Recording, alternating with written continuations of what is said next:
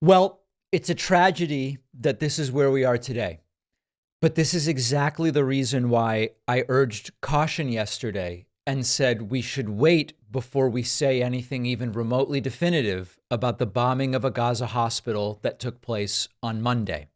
We now are at a point where the best assessment, based on all of the video, photographic, and OSINT intelligence that we have, is that Israel had nothing to do with the hospital bombing that took place in Gaza. And it was the result of apparently an errant rocket that was part of a barrage of rockets being fired from Gaza into Israel. Now, I'm going to go through this piece by piece. Maybe do me the favor and do yourself the favor of waiting until I'm done before commenting on YouTube or writing an email. But this is exactly what I mean when I say that the propaganda war is an additional layer on the actual war that is taking place here. There are tons of people desperate to blame one side or the other, to be first, to be titillating, just posting crazy things for which they have no evidence. Streamers who know nothing more than I know about ordnance or explosions, making breathless claims about this was definitely one thing or the other. Well, we have the analysis, we have the video, we have the pictures, and we have the opinions of intelligence experts saying this wasn't Israel. We have Hamas saying it was Israel with no evidence to support that. That's where we are right now. Initially, as I told you, reports were Israel deliberately bombed a Gaza hospital, 500 dead, 700 dead, 900 dead. And then suddenly, Israel denies it. Okay, well, alone, that's not much. Israel has initially denied things that they ultimately acknowledged in the past. That's not proof of anything. Then there are reports, but look, Israel did admit it and then deleted the tweet, except it wasn't actually anyone with knowledge or involved with the administration. It wasn't actually a valuable admission of any kind. Suddenly, there's an audio recording, but the audio recording is fake. There's doubt. Well, we now have a much bigger picture. We have video that, according to experts on the matter, show rockets clearly coming from Gaza to the hospital in Gaza. The video is from the Israeli side, from the other side of the fence, and you see the origin and the destination of the rockets, and it's all on the Gazan side. Joe Biden said during his visit yesterday to the Middle East that it all points to Israel had nothing to do with this. I was deeply saddened and outraged by the explosion at the hospital in Gaza yesterday. And based on what I've seen, it appears as though it was done by the other team, not you. But there's a lot of people out there not sure. So we also have White House National Security Council spokesperson putting out a statement saying, quote, while we continue to collect information, our current assessment based on analysis of overhead imagery, intercepts, and open source information is that Israel is not responsible for the explosion at the hospital in Gaza yesterday. Now, you could say, well, I don't trust Israel and I don't trust the United States. I don't trust anyone. All right, well, let's continue, because it's absolutely reasonable to be skeptical until we have information, by the way. It makes perfect sense to be skeptical until we have more information. Big picture, none of us can personally verify the evidence. None of us is going to Gaza to look at the evidence. So we depend on others. And when we depend on others, ideally, we will depend on the most authoritative sources that we can find. Right now, we have democratic countries who, if they make a mistake or lie, are subject to negative consequences, saying this wasn't Israel. They've released information, radar, audio, video. Internal assessments agree. This was not Israel. On the other hand, you have a terrorist authoritarian group with no checks and balances and no consequences for lying, saying it was Israel. And if you don't believe that there's no consequences to lying, there are still members of Congress who on Monday tweeted Israel killed 500 people at a Gaza hospital. Now that it's abundantly clear that it wasn't Israel, they have not deleted their tweets. Some of them have even doubled down. We'll get to that. Now, we always want to leave some caution. More information could hypothetically come out that completely changes our assessment. But right now, the reality is there's no evidence pointing to Israel. Now, some will write in, I know, and will say, but David, there is not a Hamas or Palestinian Islamic Jihad rocket that could kill 500 or 700 or 900 people. So it couldn't have been one of those dinky rockets from PIJ or Hamas. Well, those numbers are very clearly false at this point in time. We have pictures of the damage, and it's quite small. You don't have to believe me or trust me. In fact, I encourage you not to. Many of you have written to me and said, David, you know the guy who can be trusted on this? It's Mehdi Hassan. Mehdi is good on this issue. Well, let's do that.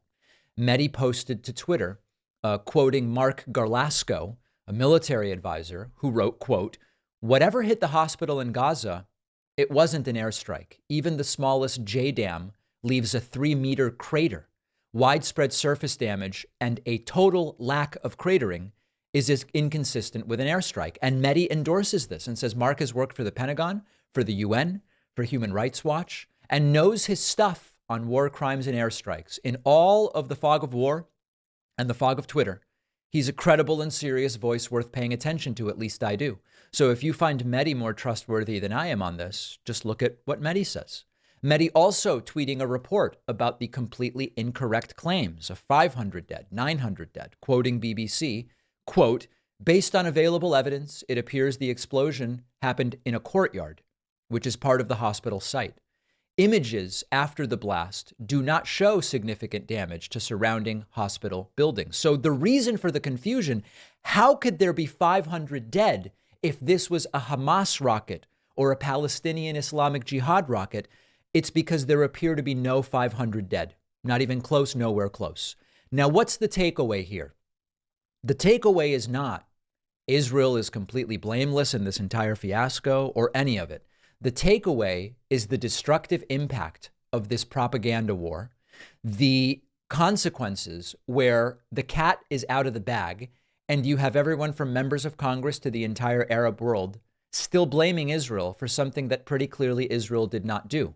People are protesting at the U.S. Embassy in Lebanon because Israel struck the hospital, except Israel didn't strike the hospital. We have pictures not consistent with the story. The small amount of damage, the hospital not even directly hit, none of it is consistent with the type of attack that on Monday, half of the internet was attributing to Israel. And the most insane thing about all of this is everyone's reaction would be, thank whoever, thank God, thank the light, thank the universe, thank Allah, thank Jesus. 500 people, 700 people, 900 people didn't really die. That should be everyone's reaction to this. But instead, the reaction is shifting the goalposts. Well, the fact that we believed it could have been Israel means they're still just as bad, even though maybe they didn't do it. Guys, please. American members of Congress like Rashida Tlaib tweeted Monday, Israel just bombed the hospital, killing 500 Palestinians just like that. And she was wrong and she hasn't deleted it. And when a reporter tried asking her about it, she walked away. And then at an event yesterday, she just repeated the claim, which we now know to be almost certainly false. People are still attacking me on Twitter for having waited. And now I believe that it indeed was not Israel. And people are furious that I had the audacity to wait rather than to breathlessly go out there and say X, Y, or Z. You can still hate Israel or whatever, but say, hey, I got this one wrong. That would be a far more respectable thing to do. And it's a really sad state of affairs. Now, thankfully, most of my actual audience appreciates the fact that I waited and that yesterday I said, hey, right now we just don't know. And today I can come to you and say, now we do know.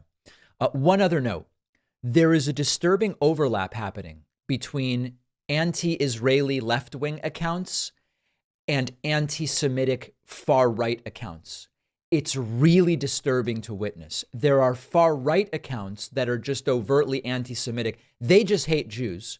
They are using this moment and this layer of propaganda to rebrand themselves almost as if they are pro-Palestinian. Of course, they're not, but it's helping them, okay? And it's like a Venn diagram, and there's an overlap in the middle between the anti-Semitic right and the anti-Israeli left that is really disturbing. And I think most of my audience is not falling into that. So This is the propaganda war we've been talking about. We now have an incredible amount of information about this. And my belief is that the vast majority of my audience appreciates waiting to get it right rather than being first and wrong. Let me know if you would have rather me be first and wrong. So I wrote another book for kids. The first book was Think Like a Detective. The point of the first book was to teach kids critical thinking, which Republicans don't want them to learn, because when kids learn critical thinking, they don't vote for Republicans. The new book is Think Like a Scientist. This is a fun adventure teaching kids the scientific method. Again, Republicans aren't big on kids learning the scientific method, because when they do, they're less likely to fall for Republican lies about climate change and vaccines and so many other things. You can get the new book as well as the first one at davidpakman.com/book. This is part of the Adventures in Thinking series. Can you imagine that we're doing this? We are. davidpakman.com/book. 13,500 copies of the first book have sold. I'll bring you an update soon on sales for the second book. Think Like a Scientist, davidpakman.com/book.